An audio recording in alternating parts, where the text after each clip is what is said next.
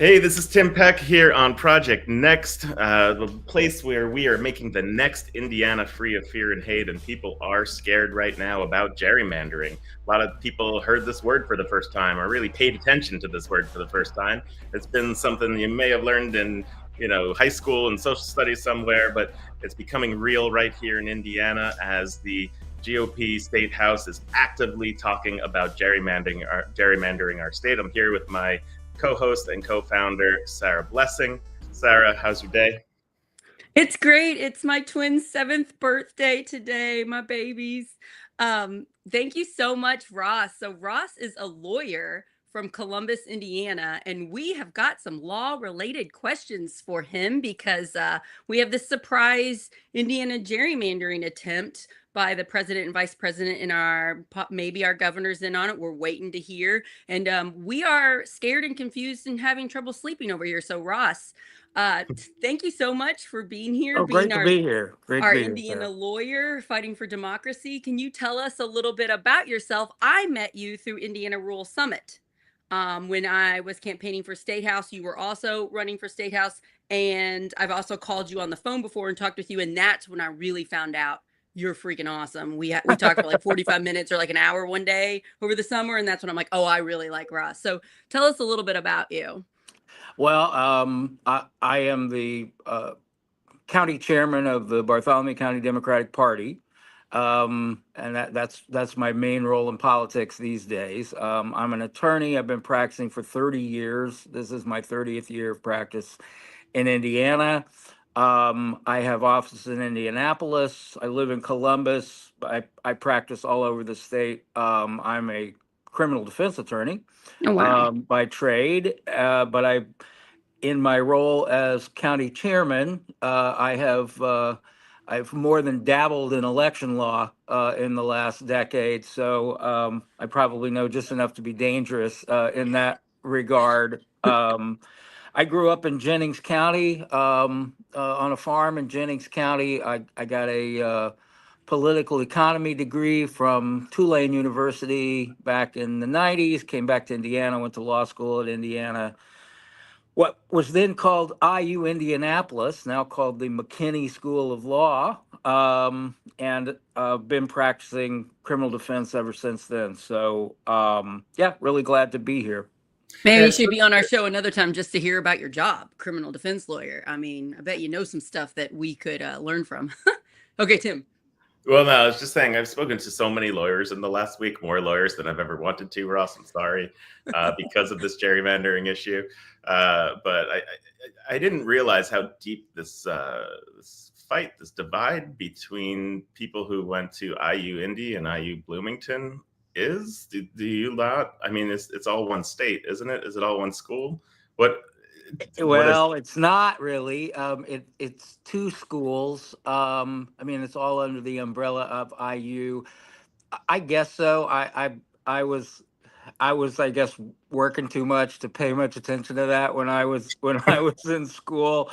But yeah, look, there's a little bit of I think Bloomington maybe looks down their nose a little bit at Indianapolis, as they will, but I would tell you that I think people leave Indianapolis, the IU Law School in Indianapolis, ready to go to work and practice law, not talk about it. So, Oh, I That's the got a whole I got a hot thing, take on that too, Ross. I went to Bloomington my first year and then finished up at IU Southeast down by where I live, which was a lot cheaper for me, and I was able to get a car. But the education program at IUS I liked a lot better because I could go and teach at multiple schools, including inner city schools in Louisville. Whereas at Bloomington, it was just the Bloomington schools. There were so few that you teach at. So I got better, intro into different types of schools and different types of kids than if I would have stayed at Bloomington. And then I saved a bunch of money, even though Bloomington was beautiful and I loved it too. Just saying. So, well, Ross, you have go to ahead. learn about a whole bunch of stuff in law, and it feels like this gerrymandering issue kind of crosses a few things. There's kind of federal constitutional law going on, there's state constitutional law, election voter protections. how can one possibly know everything that they need to know to understand this issue? Well, look, part of the problem is, and gerrymandering is nothing new. I mean, gerrymandering's been around as long as there have been maps. You know, the original, the term, and people may know this or not, the term gerrymandering was a made up term by a newspaper man in Massachusetts when Elbridge Gerry drew his map to look like what they thought it looked like a salamander. So they called it a gerrymander. They called his district a gerrymander, and for some reason the term stuck. Elbridge Gerry salamander. So it's not a legal term by any means. It's not something created. It's a political term, you know, a yellow journalism term, if you will. I do feel like a lot more people know what gerrymandering is now than a month ago. That's well, for sure. People have heard the term a lot more, although a lot of people have been talking about gerrymandering and the problems with it for a long time. But one thing about that I think can't be ignored when we start talking about all of these issues about voting rights and about voting is that there has been an attack on voting,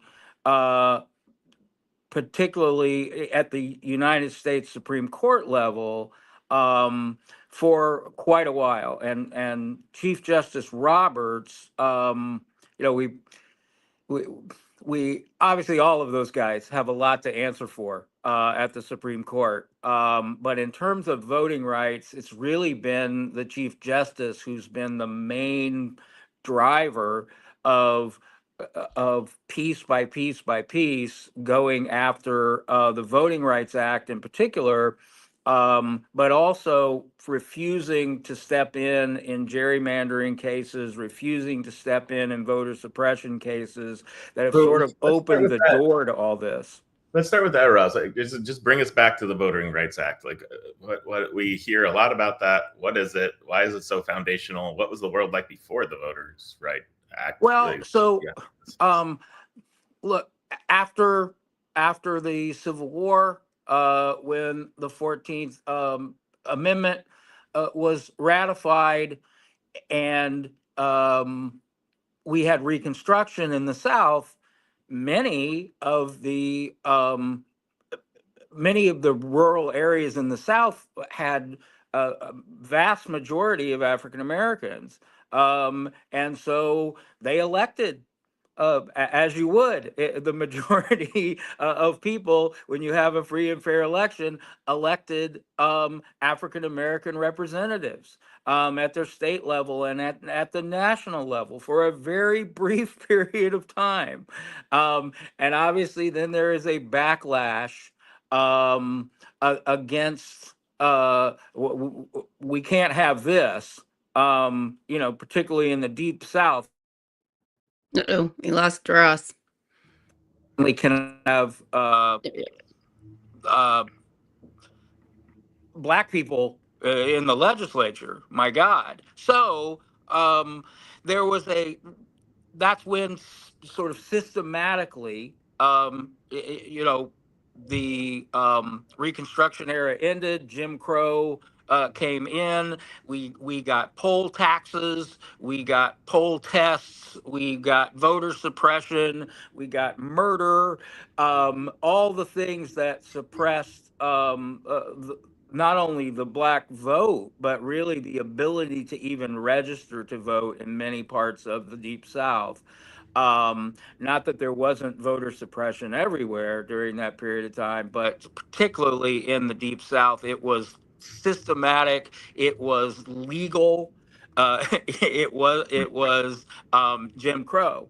So in the 1960s, President Johnson brought us the Voting Rights Act, and actually, I think if you could see the wall behind me, there's a picture of John Lewis on my wall, you know, who nearly got killed, almost beaten to death, trying to push voting rights. So the Voting Rights Act basically stepped into, and the federal government came in, and again, particularly in the Deep South, where we had this systematic voter suppression, and said, you know, you guys have had the opportunity to handle your own elections, and you've failed miserably.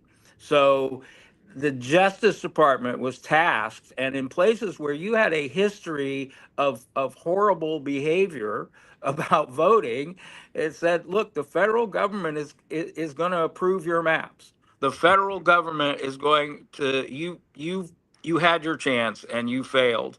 So we're going to come in and say you can't systematically keep African Americans from voting. You cannot gerrymander in a way that keeps Black people from voting.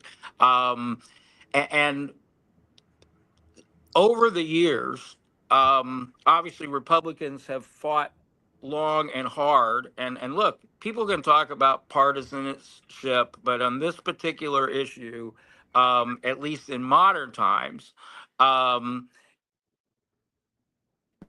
party that has been pushing to overturn the Voting Rights Act. So systematically, piece by piece, lawsuit by lawsuit, as the Supreme Court has gotten more conservative, they have gone step by step and said, this part of the Voting Rights Act, look, this is overreach by the federal government.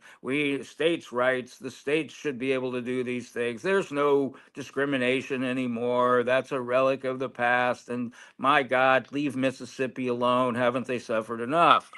So if there's no discrimination, how come we haven't had a woman president yet? Yeah, well, look, it's all nonsense. It's not historically based. It's not legally based. But starting with what was the Shelby case about a decade ago, was the first bite out of the Voting Rights Act, and it has gone step by step by step. And the fewer protections that we have federally, that leaves a vacuum where the states can come back in and do the things that they have done. So we've seen more widespread gerrymandering. Now, it is still the part of the Voting Rights Act that says you cannot discriminate racially is still the law of the land. However, even that is under attack currently before the United States Supreme Court in a case out of Louisiana. In Louisiana, their argument before this very receptive Supreme Court is that, yes, we've gerrymandered the African American community, but they're all Democrats, you see. So we're really not racially gerrymandering anymore. It's political gerrymandering, because it's a coincidence that all of these African Americans are also Democrats, but this has nothing to do with race. It has to do with politics, and which is ridiculous, but that's their argument, and it has found a home with Chief Justice Roberts, who has said the Constitution does not protect you against political gerrymandering. They have said if it is if you're doing it for political reasons, too bad. Ross, let me stop you there. So just to hear this fascinating story arc that you just gave us, all the way from the Civil War, bringing us through this, putting the foundations of how we even got to today. And it sounds like, racial gerrymandering, pretty clear to most that racial gerrymandering, and as I understand it, I've gone through this, a lot of cases almost in the last decade or two, really solidifying that racial gerrymandering can't happen. And that seems a little bit, it's not put to bed, but most people, including those on the right, are going to say, yes, we understand that the Constitution protects that. And so looking for ways around it by doing political gerrymandering and saying political gerrymandering is okay. Constitution doesn't protect that. So, but can we change the Constitution? Can we clarify the law? Can we make it? Yeah. Could we say political gerrymandering is not allowed anymore, and then make a fair system of redrawing our lines?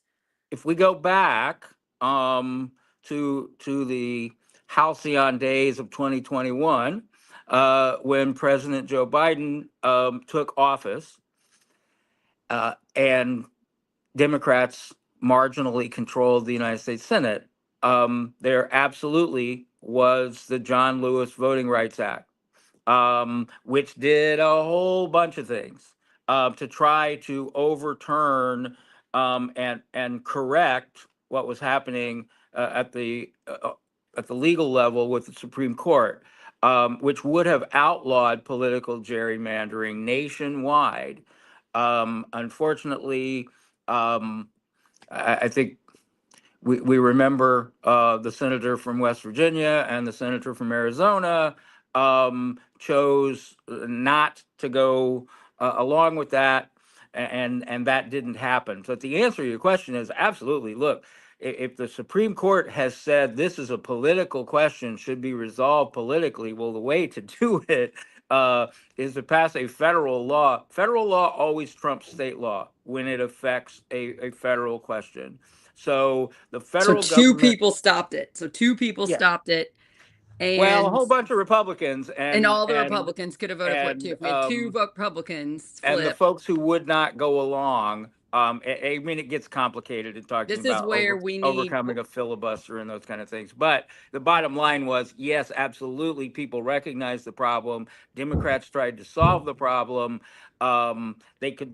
We could solve it tomorrow if people of who were fair and honest were in charge. We could stop gerrymandering tomorrow. I just want to point out one problem here that Tim and I, this is why we founded Project Next.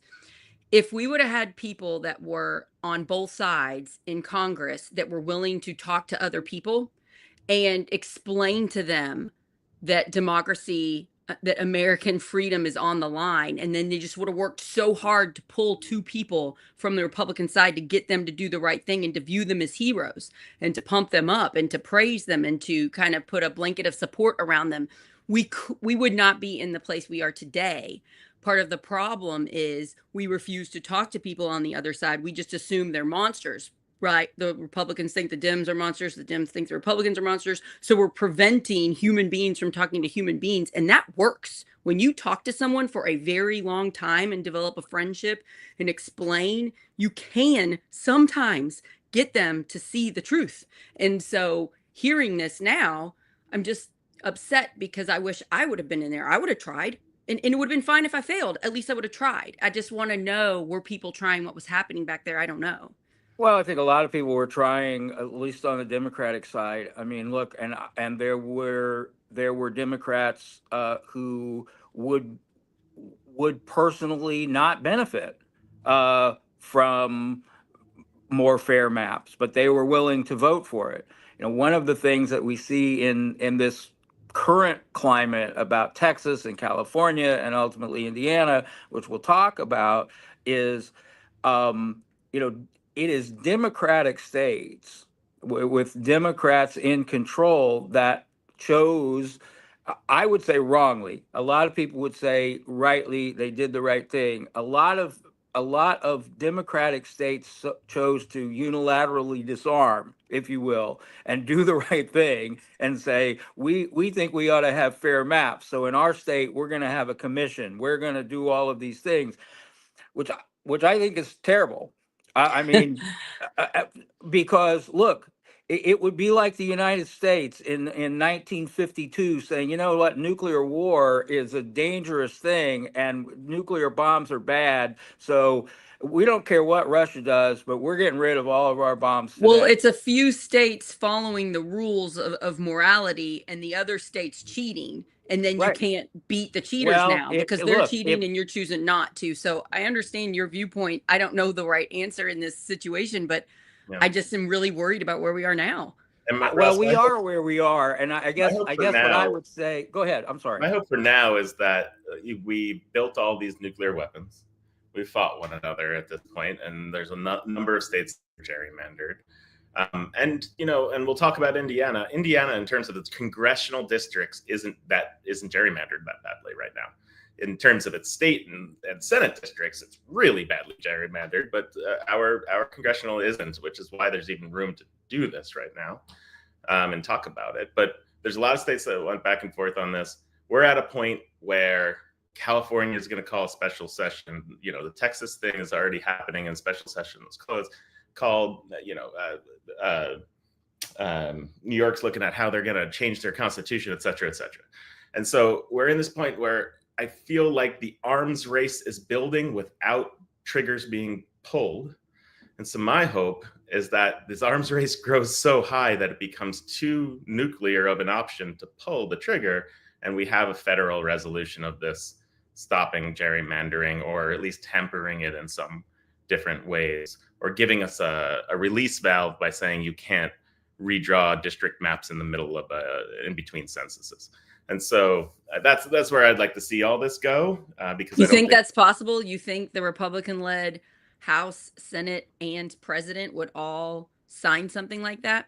I think if they're consulting companies that are ravishly looking at maps right now and political data and populist data, see that there's a possibility that they will lose this arms race, they'll back off. Right. And do we know, is that happening? Are there maps being drawn that looks unfavorable to the Republicans? There are consultants being paid millions and millions, hundreds of millions of dollars probably across the whole thing right now, drawing these maps all over Washington in you say dark rooms, but they're probably bright rooms with big glass windows. So, doing these maps to try to figure out that's interesting who's going to win this race. And if the Republicans are going to win this race at the end of the day, and they think they will, they'll do it. They'll move forward, and it'll be a toppling, California will rewrite, and et cetera, et cetera, et cetera. So, but I was confused about New York, because I heard New York only has a few weeks to get in the special session to allow them to do gerrymandering. And so I was wondering if the Republicans were just going to wait it out until after that time period to make a play. Like, I feel like we don't have a lot of days. New York is a more complicated, right? So they would have to change their constitution, and it requires two sessions. A vote in two sessions. So they would have to call a special session this year for the first vote. The second vote couldn't happen until next year. Realistically, New York isn't going to be able to change their maps before the 2026 election. I think the issue is, again, using that analogy, sort of mutually assured destruction as a deterrent, that if there's one thing that politicians do care about, it's saving their own necks. So ultimately, look, the leadership, they want as many seats as possible and as much gerrymandering as possible. Ask a Republican from New York or a Republican from California what he thinks about this plan or she thinks about this plan. They're going to say, we think this is a terrible idea. I saw an interview with Mike Lawler, who's a Republican. Yeah, me too. Won in a Biden plus district. And he's talking about how terrible this is. And then they asked the question, does it have anything to do with the fact that you won in a blue? And he's like, absolutely not. Like, right. How do you just say yes? The answer is yes. I'm just saying, I'm seeing Congress people that I haven't seen in years publicly stand against something, and it happens to be their own seat. I'm like, hang on.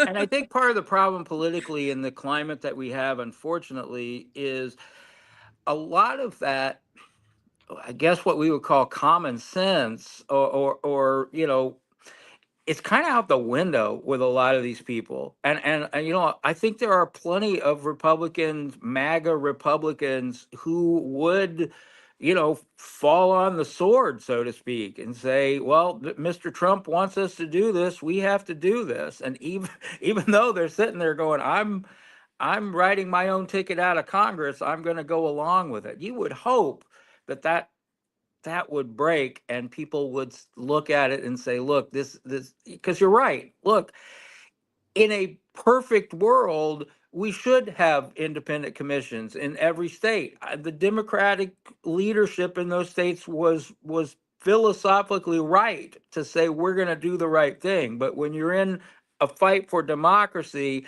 and you're playing by the rules and the other folks are cheating, you're not helping yourself. If I'm playing cards at a table and everybody else is cheating, I'm not helping myself or anybody else by keep throwing money on that table. Yeah.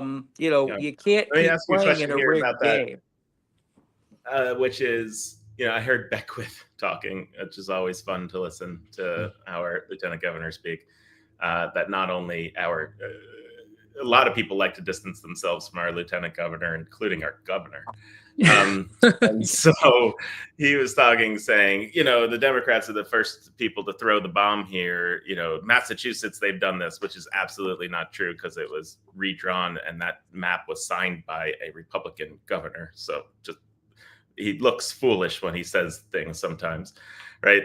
Massachusetts has done this. New York has done this, which, as we know, they might try to do this more. And he included Illinois, and Illinois seems to be perhaps, and let me know your take on this, an example of the Democrats going a little too far in terms of gerrymandering or in terms of drawing their congressional maps, and that makes it so that this is what I'm hearing, and when talking to people. So that it's not necessarily totally egregious, but there's definitely room to be more fair with their map. And so Indiana has a neighbor right now that they can point to and say, hey, look, the Democrats did it. We're going to do it too. Do you have any knowledge of that, any understanding of that? Any thoughts?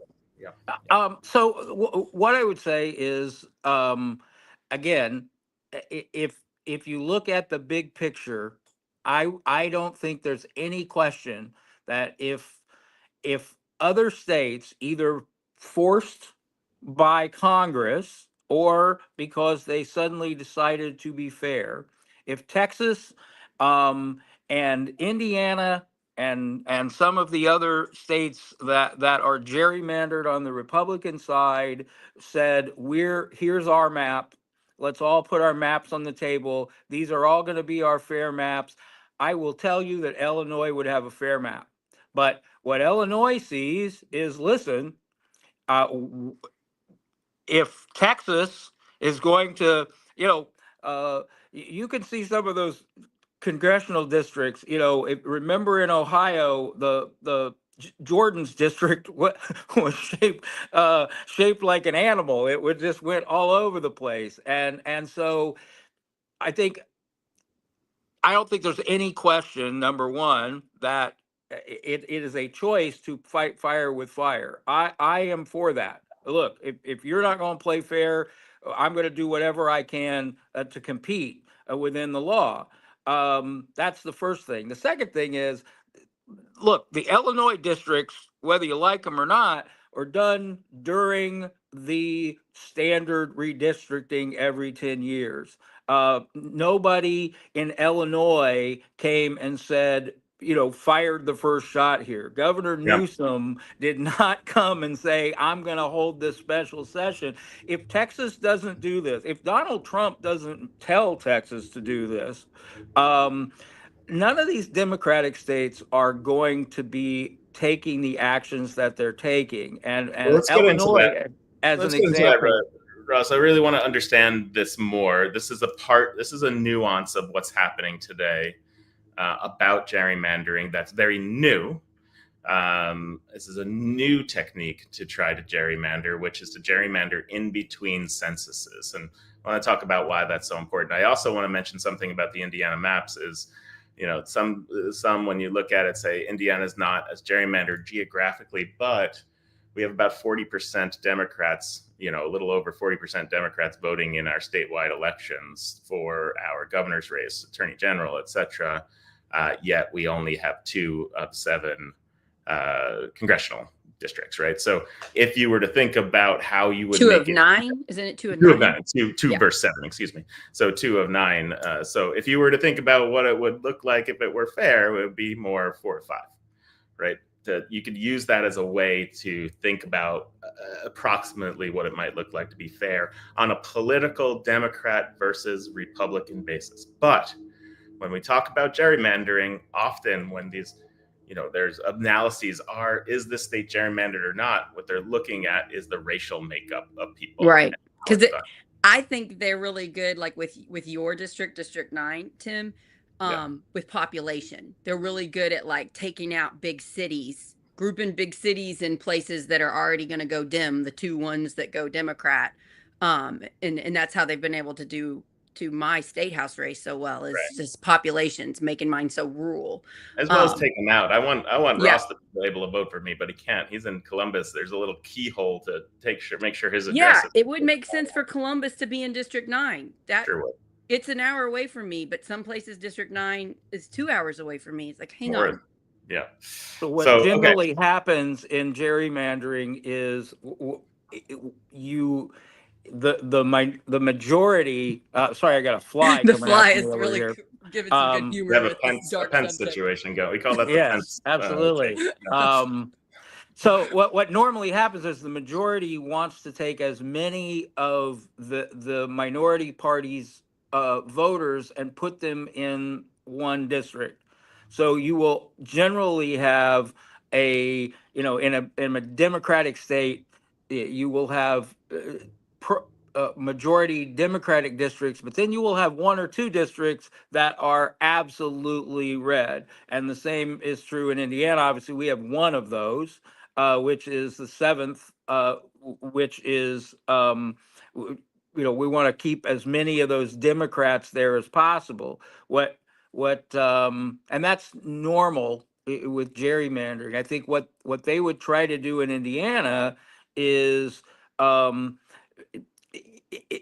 sort of a reverse gerrymander, if you will, at least for the short term, is to take those stronghold Democrats and split them up into as many districts as possible. So in the short term, you get a gain. And the problem with that is in the long term, you're creating more competitive districts.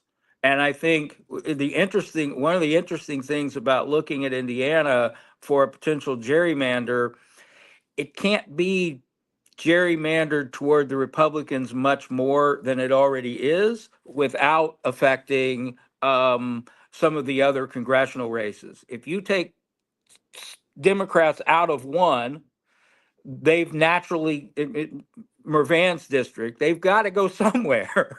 So you're going to be putting more Democrats in somebody else's district. If you were to, which I think would be insane, but if you were to try to divide Andre Carson's district and split it into 4 pieces, ask any of those surrounding Congress people if they would like Republicans, if they'd like a chunk of Indianapolis in their district.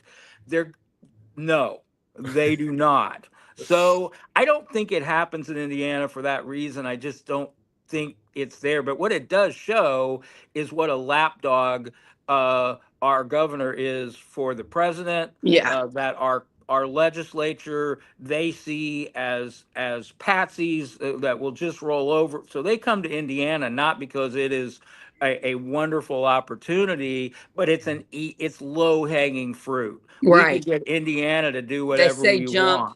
Trump says jump. Braun says how high you got it. And when Yeah. they don't do it, they're going to say how they are defending democracy and how good they are, rather than if we did this, we would bite ourselves in our own, ass. And I'm really proud of This is Indiana not- right now. We are fighting back. Mad Voters put together a really good protest and program at the State House when JD Vance came last Thursday. They protested at the governor's house. There are calls constantly being made to our state and federal elected officials opposing this. It is very clear that the voters do not want this. But like you're saying, when Trump says jump and Braun says how high, that's the problem. It's that they just take orders and they do it, even if it hurts themselves. They don't care. They just do it. It's this bullying problem. Now, there's a problem with Democrats. Okay, after Trump won this second time, after Trump won, what's that say? This is a sign that Reform, redistricting now. That's great. It's a sign in someone's yard. That's awesome. someone sent this to me just now. So yeah, Yeah, it's so incredible. Democrats- People are getting out there.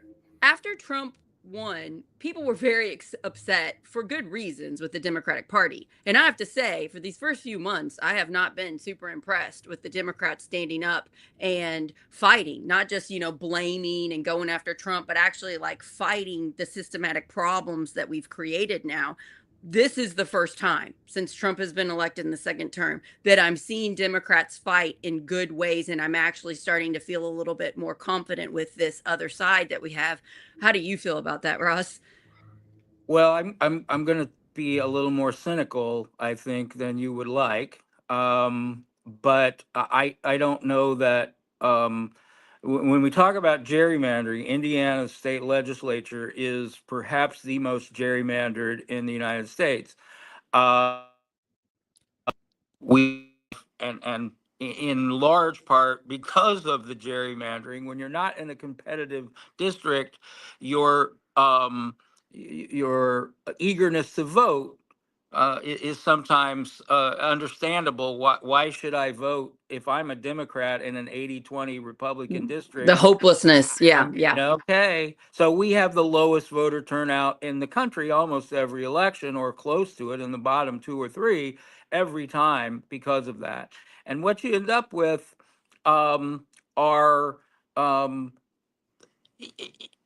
lot of people in the legislature who really don't care how much of a protest there is, unless it is, they're much more concerned with being put in a district with another Republican than they are about upsetting the voters. And they don't really answer to the voters. So I think protest is good just to educate people, just to let people know. But as far as changing hearts and minds in the state legislature, I don't think so. That the only thing that's going to change their minds is self-preservation. And when they see that, I thought it was pretty humorous that one of the first people that came out against it was Jim Lucas, who is a moron and a racist.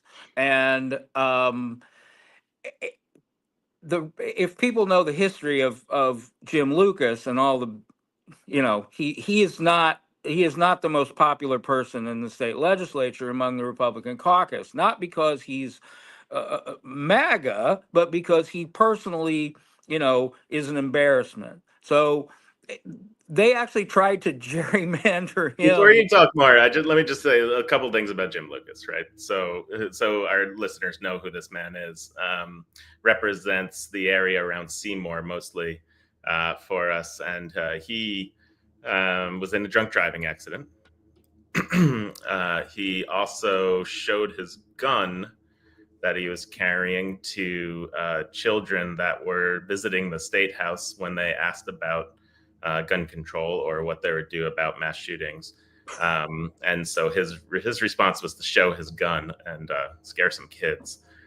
This is his first instincts, right, about it. You can be all you want about be pro, gun if you want, but maybe don't show it to kids when they come and visit children on field trip and they're traumatized by the school shooting drills they have to do frequently. Yeah, absolutely. He's just completely out of touch. And I saw him debate Trish Whitcomb. And he was terrible. And then at the end, he said this fake apology about his drunk driving and that he's learned from it. And I just saw a whole bunch of people in there clap for him about how he's learned from his drunk driving. And I'm like, what? We're letting this person be the representative? I mean, just pick another MAGA person from your district to represent you if that's what you want to do. But like the bending of our morals to go with who's in power. He's on their side, and they've decided that side's amazing. The interesting thing about him, if you go back and look at the last map, the Republicans who drew that map really tried to draw him out. They put him in the same district with a 12-term incumbent from Salem, I think, hoping that he would lose that primary. Unfortunately for that gentleman, he passed away before the next election. Wow. But again, I think it goes to show you what I'm saying is what they care about is saving their own necks. The reason that a guy like Jim Lucas is adamantly against more gerrymandering is because he knows that they would love to gerrymander him out. And as you say, Dr. Peck, bring us another less personally embarrassing MAGA guy, but let's get rid of this guy. So again, I think what we're looking at is these folks, their number one issue is going to be saving their own necks. And that's the one thing that might save us in Indiana. It's very hard to gerrymander beyond, but I there are think, also going to be legal challenges to it as well. and let me say the other thing that'll save, if this goes through, here's your hope. Here's your hope as a voter who might be a progressive voter, moderate voter, a right of center voter who's tired of what is going on in the representing them, is that as we talked about, Indiana is a over 40-60 state, call it, in terms of our voting population for Democrats versus Republicans. Now, we know that a lot of this gerrymandering makes it so that people lose 80-20 all the time. And we know in Indy, you win 90-10 as for Democrats, right? That's showing it. And there are other cities where you have blue kind of concentration happening because of gerrymandering. Now, if the gerrymandering happens and we start to see that voter suppression is a real thing, and it's not been a frog in water type situation, which it has been in Indiana for a long time, where we're doing this little thing and this little thing and this little thing to make it so that, oh, you just think this is a red state, rather than thinking it's a 40-60 state, you will be able to get out of what happened 4 years ago in the last midterm election, which was we were 50th in turnout in the country. If we became with, again, progressive voters, moderate voters, right of center voters came out and they voted and we became 45th in the country, 40th in the country, because they came out, Democrats win most of these districts that get gerrymandered. Because as Ross says, they're going to be putting Democrats into these red places to dilute them a bit in order to think that they can win another seat. But that is an opportunity to get a turnout like we had in 2008 kind of thing, to get people mad about, hey, you're trying to suppress me. I'm going to come out and vote, and we're going to show you what suppression looks like. Tim, so, that's the absolute most important thing of this whole thing. We can fix some of this in Indiana in this next primary, November 2026. We can do this. And we are, if you look at it, because it is dark right now, like I'm struggling. If you look at all the organizing we've done in Indiana so far, right? Like we've been doing a pretty good job, and it's not necessarily the Indiana Democratic Party. It's all these other groups that have popped up, Indivisible, Absolutely. Mad Voters, the teachers groups. It's just like there's just tons of them. Hoosier Action. And we're all working together and we're all letting more people know what's going on. But the question is, will they vote? Will they turn up to vote, or will they stay hopeless and think it doesn't matter? And that's kind of on the leaders. That's kind of on us to do our part to motivate and say it does matter. Even if we don't win this time, we keep going. We owe it to our children to make this state better, Yeah. I think as a county chairman, one of the messages that I have had for people who have joined protest movements, which I think is wonderful. Listen, by itself, if a person says, I made a nice sign and I'm going to go down to the courthouse square and I'm going to hold my sign, so I've done my part. Well, you haven't really. You got out some of your rage, which is important, and that's a part of it. It is an important part of it, and you're organizing and you're being visible, but you've got to become involved in electoral politics. If you don't elect new people, you're going to be protesting the same people for the rest of your life. So and I think you're right, Ross. And I think that is so important. And if you're a Republican official, you're less fearful of that, because you're saying, okay, that's getting people to protest, but they're not going to vote. They're not going to do the organization they need to get out the vote, right? If you're a cynical Republican GOP congressperson or official. Hey, What I would cynical say- GOP person, we got a lot of those protesters at our last DEM meeting in Harrison County, FYI. Right, and exactly, and so you get some of them. So what I would say is, last night we had a training for at Timpeck Fair Congress for knocking doors, and it's early, right? It's 15 months before the election. We've already done almost 3,500 doors. We have a goal for 100,000. But what I want to say about that is, if you were a GOP official and you went in that room last night and you saw people concentrating, learning how to use the software, getting the maps that they need so that they can go out and knock doors and talk to people and mobilize, you'd say, oh wow, oh wow, this has actually gone another step forward. People are organizing to actually get out the vote as well. Yeah, there's And only that's what I'm so trying to do. long, there's only so much Indiana elected officials can hurt their own base until it turns on them. And I think we've reached that tipping point, and if we can stay organized and keep working together and keep training everybody how to get out the vote, how to get people to run for local office, if we keep doing it, we should be able to make a difference even with the voter suppression in this next election. And we need both. We need people to be standing up there, making sure they're seen, making sure their issues are seen, yes, but we also need people one-on-one, the hard work, getting out there, knocking on doors, writing postcards kind of thing, going on your phone book and calling your 10 best friends in Indiana 9 and having a deep conversation with them about the fact that we're a 40-60 state and 50th in the nation in turnout. And if we just became 45th or 40th in the nation in turnout, we win. Just come out. Just come out in your car, offer to drive everybody. It's about voting. And that's the only way we're going to win. And this year feels like a different energy. And if we can have all those groups that you talked about, Sarah, kind of peak at the same time and get people out together in one voice and one way and get people out on that election day, I think we can shock the rest of the state and the rest of the country here. So Ross, just let's get into that. This is a in between censuses. So there's, as I understand it, there's no law saying that you can't redistrict in between censuses at a federal level. Which is crazy to me. I did not realize that. I thought there was. But some states have in their constitution that you can't do that, such as New York, which we talked about. So they'd have to change their constitution to be able to do that. But Indiana doesn't have anything in their constitution saying you can't redistrict in the middle of the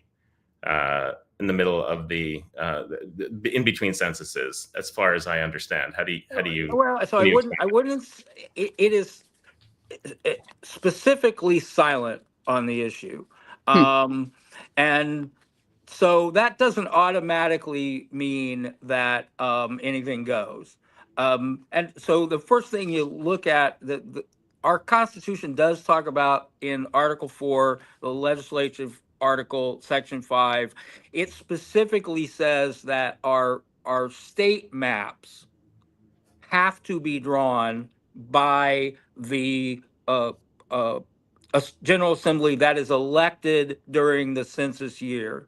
So that means either that year or the next year, because these are 2-year terms, that you could not do a mid-year gerrymander of state legislative districts.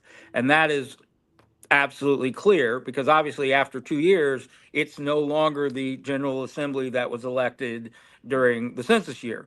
I did not know that. Okay, that's good. Couldn't do it. But once you open that can of worms, lots of things can happen. And listen, we've seen a lot of things that appear on their face, like birthright citizenship, let's say, that seem very clear in black and white in the Constitution, that many Republicans are saying, yeah, we don't think so. So I wouldn't even look at that black and white language and say, well, we have nothing to worry about there. We've seen lots of just broad challenges to what appears to be straight language. But there is not a corollary that says, and this is also how we're going to do the congressional districts.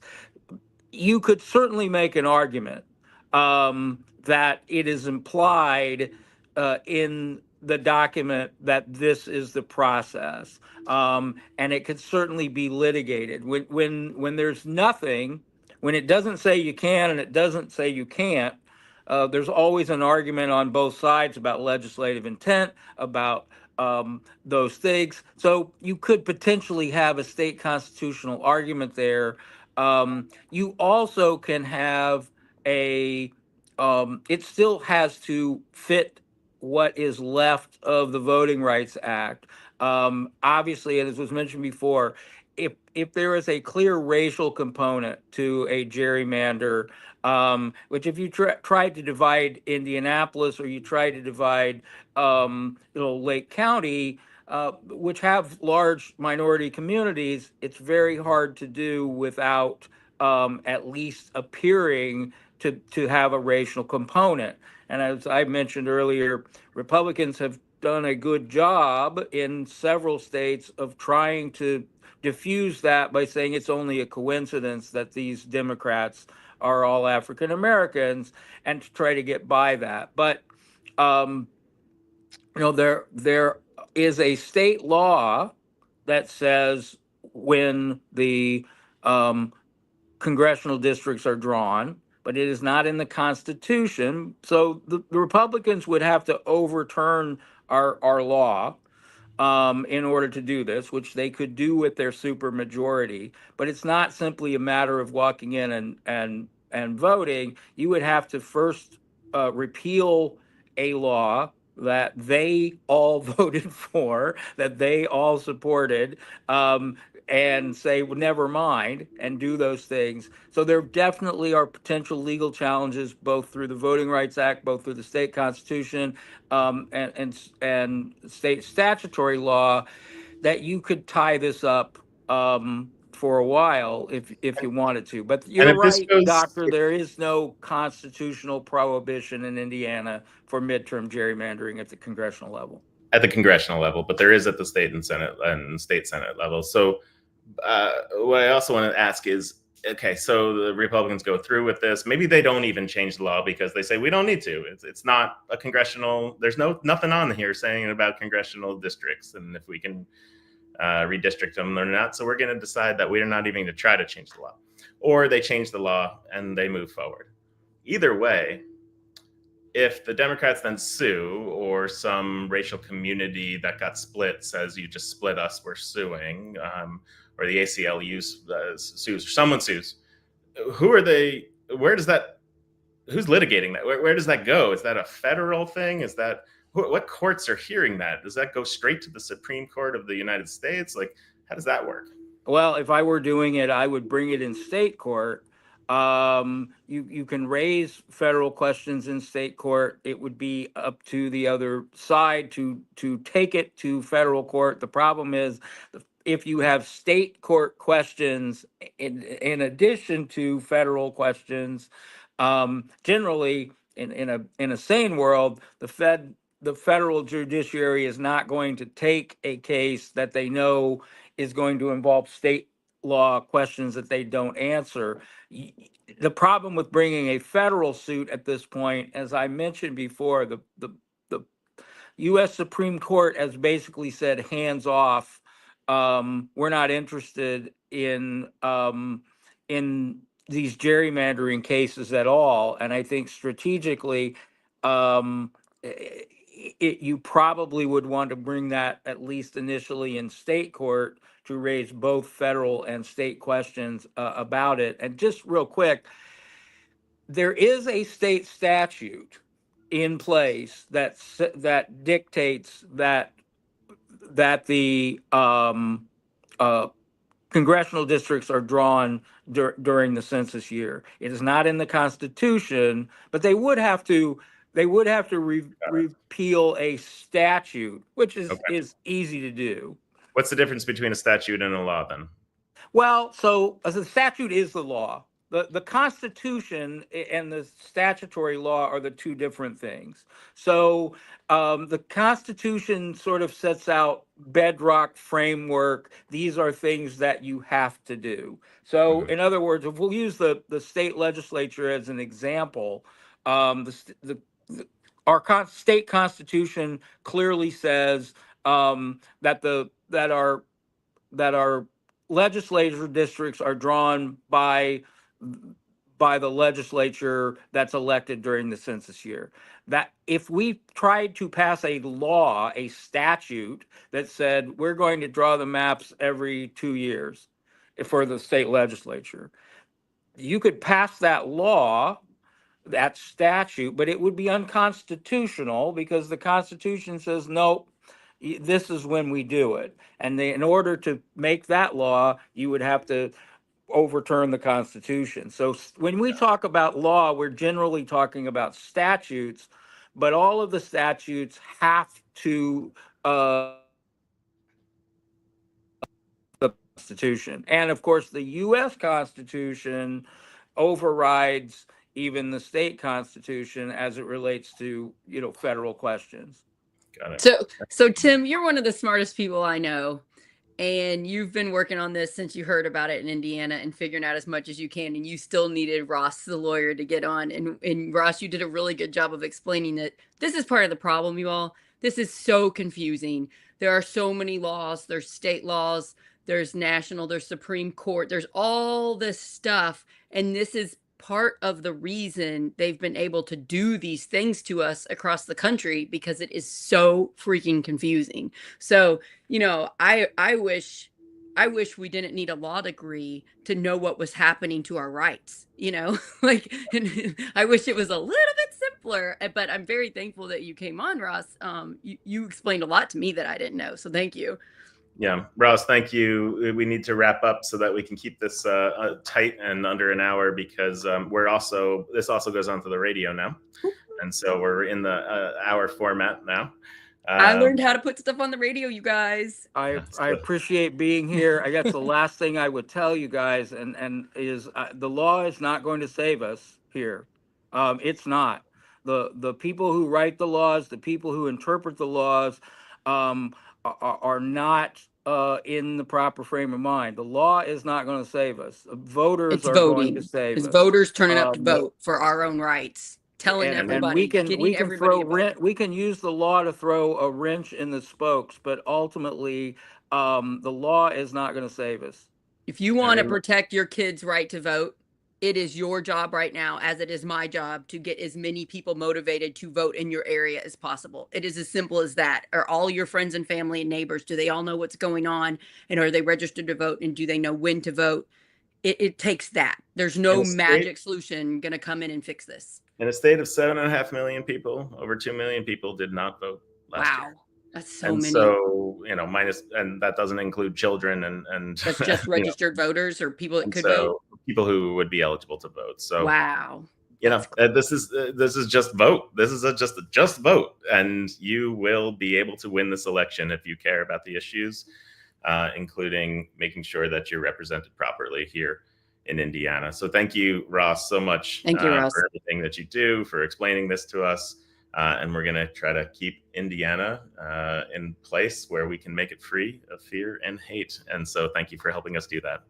Please thanks, Ross. Please like and subscribe to Project Next. Please text this or send it to a friend who would benefit from knowing this information. And we have a Substack. It's Project Next Indiana. It's free. You just put your email in it when you go to the website, and then you will get emails of our shows, and you can just pick out which shows you'd like to watch. We also have a YouTube channel we'd love you to subscribe to. Just go to Project Next and find it and subscribe. Like some of our content, maybe comment. If you can leave us a review. We're also podcasts, Apple, and Spotify. So we're a lot of places. And if you can just, whichever way you prefer to watch it and send it to some people. That would really help us out. Thank you, everybody. Thanks, Zeke. You've been really a big fan this week. I really appreciate you. And thanks, you guys. Have a fantastic rest of your week and hang in there. We're fighting. We're all fighting, and we're going to do this. Bye, everybody. Thanks.